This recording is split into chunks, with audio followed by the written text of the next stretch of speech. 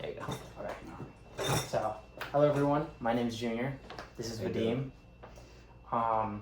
So I'm doing this for my entrepreneurship interview for the MGMT-450-01 class, and you could give us a little brief interview of what your business here that you run. Okay, the business that I run here, where we run a online auto parts store, which is pretty much it's a dismantler, but we took it to another level. So now we're just mainly just doing it online. So all the parts that are getting all the cars that we're dismantling, all the parts are being sold through online mainly, and that's about it. So. Okay. Now, can you walk us through kind of like your sales and profits and number of employees you have here? If you do have any kind of like educational background on what helped you start this business or continue to grow it to where it is now. Okay. So let's start from beginning, where how I ended up starting this business is I was pretty much in a situation myself where I bought myself a car and I was in need of parts, and I bought a fixer-upper. When I started looking for parts, ended up being that the parts that I needed for that car were very expensive. So I ended up buying another parts car, and with that parts car I was able to fix my car that I had, and then had a bunch of parts left over, and that kind of started the whole process, the whole thing with me, posting and selling parts online. And after that we just started growing, and it just became into the business that we have now. Now we have at least what I want to say, I believe between 10 to 12 employees, and our sales, we're already in online sales, we're averaging at least between $2 and $3 million a year, and sorry, I forgot the other. Is there any reason besides you getting your first car that made you start the business? The economy was bad. The economy was bad back then. I was in a different business that I was running. It was I used to be a freight forwarder, pretty much like a broker, a middleman between transport companies and car hauler transport companies and dealerships, or dealers or dismantlers like me now. Back then, I was just a middleman, and was coordinating their delivery. So that's what I was doing. But when the economy was bad back in 2008, 2009, by the time it was 2010, 2011, the business that I had, it was kind of going downhill. So I needed to get into something else. So that's how we kind of started expanding. And while we had the other business still, we were already starting to grow this auto parts business. So that's how it went. So I had to had to transition from one thing to another quickly before. So you stayed in the automotive industry from going from transport to parts. Yeah. Is there any reason why you went with automotive to begin with? What did you do before you did the transport? That's pretty much, that was what I did since I was 18 years old. Yeah. Okay. Yeah. Before that, I just used to work at a pizza place, for a couple of years, just making pizzas, registering, whatever, And yeah, after that, that was pretty much my first job that I took with somebody who pretty much trained me into being the freight forwarder before. So that's kind of started that business, ran that business for about 8 to 9 years, and then transitioned to automotive. Just because I already had all the connections with the auctions, where to buy cars, how to buy cars, how to sell online and all of that. It kind of evolved from one thing to another. And the form of business, or the form of business of this company, is an LLC? Yes. Well, now we have already 2 stores, which is one is LLC and one is incorporated. Okay. Yeah. And then, did you write any sort of business plan when starting this business? No, actually, I did not. No? I did not. I kind of went every year. I kind of set some goals that I wanted to achieve, and throughout the year. But with the ups and downs in the business, it was I could never go back to pretty much to the plan that I had. Sometimes I would get my goals done within 2 months, and then I had to rethink my plan again and see where I'm going from that. So it was always pretty much as I went. I had to come up with the different ideas and different plans on how and what to do next. Yeah. So a lot of our key customers are on eBay. Yeah. Would you be able to kind of like magnify maybe like kind of a specific demographic of the customers that we have, or is it, do you think it's just kind of anyone that needs auto parts? It's pretty much anyone that needs auto parts. It really depends with what kind of cars, and what kind of demographic. You could do that. You could, let's say, approach just kind of have a niche in certain parts, certain cars that you do, which probably, let's say, one thing could be a lot of, let's say, classics, classic European cars, classic Mercedes, where the demographic for that is obviously there's going to be a lot of older people who wants to restore their cars, and by providing them parts, you're pretty much able to have client base for a good amount of time, and that's pretty much the demographic you want to target, which is whoever into that kind of those kind of cars, and that specifically. So I know we deal more with like Mercedes and German. Do you ever plan to expand into other more or less more common parts, sort of like Hondas, and I know we do some Lexus and Toyotas and stuff like that. It really all it's trial and run. You have to try it out. Until I try something different, I won't see. So right now we're just sticking to what we know, and what we do best, and what actually we learn everything we can about the European cars. But yeah, it's definitely in the future, where if we decide to open up our other stores, other stores will have to be a different make and model cars, just to keep our just to get more market share. That's about it. What type of like marketing strategy do you approach to kind of like help pick up sales? For that, we, especially with eBay, so we're trying to kind of, the way I see it, best thing that we're trying to do right now is learn one platform and just pretty much dominate that platform, and figure out exactly all the algorithms that the platform has, and what we can, what makes it, what can help us to achieve more sales. And that's, for being online, there's always different platforms coming up, and we're trying to just stay up to date with everything that's out there right now. So, going with Facebook, going with Craigslist, and any other platforms like that, where we can advertise our business. So when the market is down, have you had any like cash flow issues where like you don't reach your profit margins, or what? Yes, that's often, obviously, yes, we do have those issues as well come up whenever, depending on the months, depending on the time of the year, depending on even on the week. Sometimes we can see the difference in beginning of the month sales, and then middle of the month sales, and at the end of the month it's always fluctuates. I know with the beginning of the month, everybody have bills, everybody have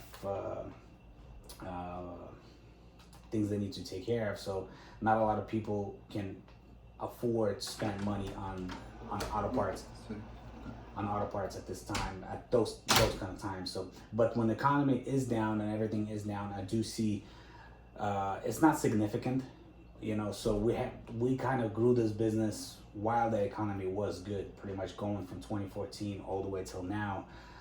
Economy was pretty much booming, so we'll see where it's going to go from there. But I don't see us having a really down, kind of a downfall where we're going to have any issues with cash flow and everything like that. Just because throughout this year, our inventory grew.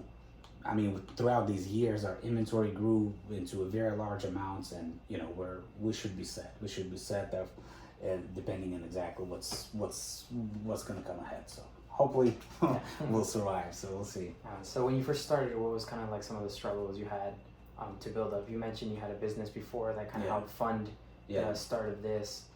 When you officially closed that down, what did you do? It was very, very hard in the beginning. Finding employees, finding a place, a shop, warehousing, all of that had to kind of, we're starting from the beginning, so everything was hard. Everything was, going from a smaller warehouse, within a year, we realized that now we need to move to a bigger warehouse. So there were always something different that we had to, some kind of different challenges every time we were facing, pretty much until this day. Even, even now we're still running out of space. We're still running out of inventory. I mean, cars as a what to part out. So we always constantly have to replenish it. So there's always something coming up. There's no resting time pretty much at this, but from the beginning of the business, it was the challenges were just mainly having everything that was coming in was getting reinvested back into the business. And with the family, with starting a family as well, that was another part, having kids in the beginning as well. So for me to make sure that my income is stable and I can provide, for the apartment or, for the kids, everything. That was the hardest part in the beginning, because I had to keep on reinvesting the money back into the business all the time. Mm-hmm. All right, so you're reinvesting most of the money back into the business to help grow the business. How are you doing on like a personal financial level? And does that kind of translate over into like the pricing? Were you increasing the pricing on parts, or maybe like lowering them to help them sell better? We tried different things pretty much. I still to this day I keep reinvesting pretty much all of our profits back into the business. Over time, of course, obviously, now my expenses are higher, my home expenses are higher, with kids' education, with this and this, everything's higher. So definitely my take out of the business is much larger than it was back when I was starting. So now it evolves on its own, and with parts being where they at and pricing, we always just try to pretty much keep it with the market, and try to price parts fairly. Whenever we need to run sales, we run sales almost every month, as as you mostly do. Yeah. So yeah, I mean, everything helps. Whatever can make us push out sales and push out profits, and just to keep this place going, we try to pretty much do that. Yeah. So do you know your main competitors, and how is your relationship towards them? Do you kind of try to yeah, I do know. I'm sorry. Go ahead and finish that. do you kind of like try to like out benchmark them, or you try to not necessarily grow from them, but try to improve off them, or what is your take on that? I of course always try to. I keep a very good relationship with all of my competitors. We go out to lunches. We both learn from each other, especially with the business, with the kind of business we're in, and the platforms that we're using. We always want to learn all these little tricks that we can, that can help out, push more sales, and pretty much grow the business. And I obviously always, I look up to my competition all the time. I try to either do the same as they're doing, or do better. Most of the time we try to do things better than our competition, but sometimes a lot of things they're doing a lot better than us, so we're still behind, and I know we still have what to work on. So yeah. So would you say networking is something very important in this industry? It's very important. Very important. Yeah, networking is it's hard not to know your competition, not to know your competition, and actually be involved with them, and because you always have things that can come up, and in this kind of business, there's not a lot of us who's at the level where we at right now, and we're always kind of staying in touch, and to see just because we know if one of us if one business falls, we need to know what was the reason for that business to fall. What happened to those guys? Why did their business go down? And in order for us to be able to save our business, not to make the same kind of mistakes. So we kind of always want to make sure that we're on the same page all the time, so we know what's going on, who's doing what, and what to not to do, in situations like that. So. We mentioned you got a lot of plans for the future. Do you see yourself as kind of just writing, um, obviously this business until you retire? Do you plan on like passing it down to like maybe a family member of yours, or do you plan on like do you have other ventures that you've ever thought about doing? I have. I'm not sure exactly which direction I'm gonna go. Right now, real estate, it's very, very appealing to me at this time. And with this business, what I'm gonna probably try to do for in the next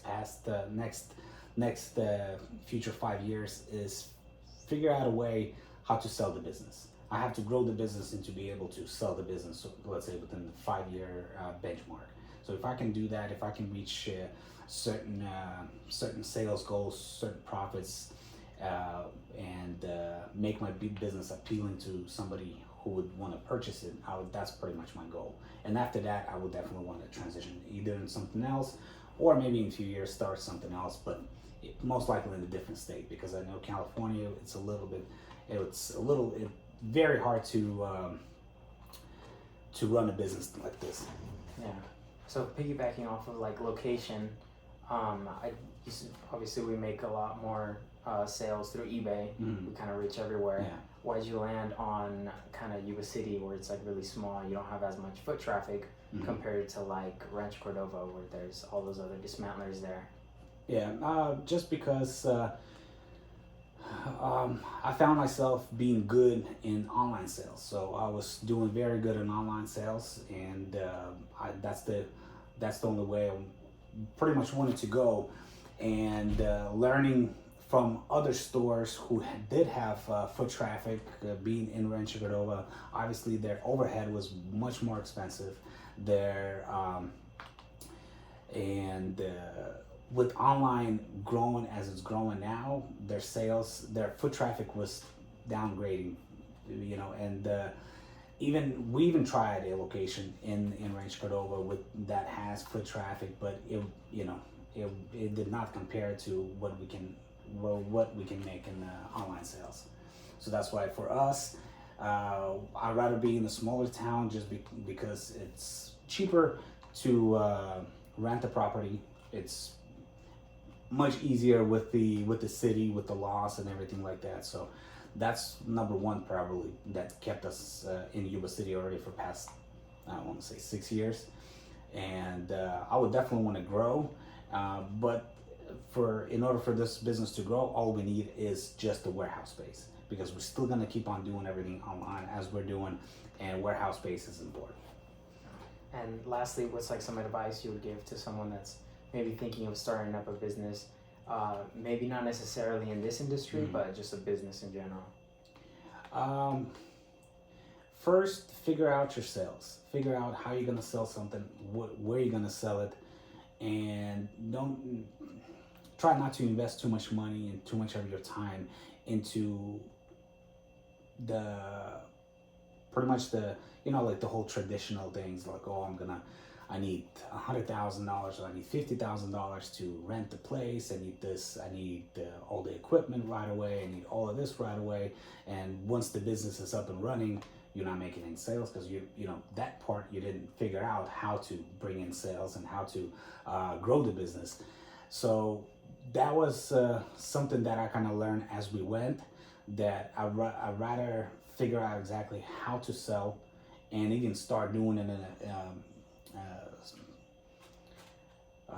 like in a small I'll try to do different things at small scale at first, but learning the sales first, that's the number one thing. Once you know the sale and you can see the sales are coming in, only go off of that already and start expanding and start investing more time and money into the business, just because you can't keep up already. That's pretty much it. That's when you can start hiring employees. So for me, that's where I think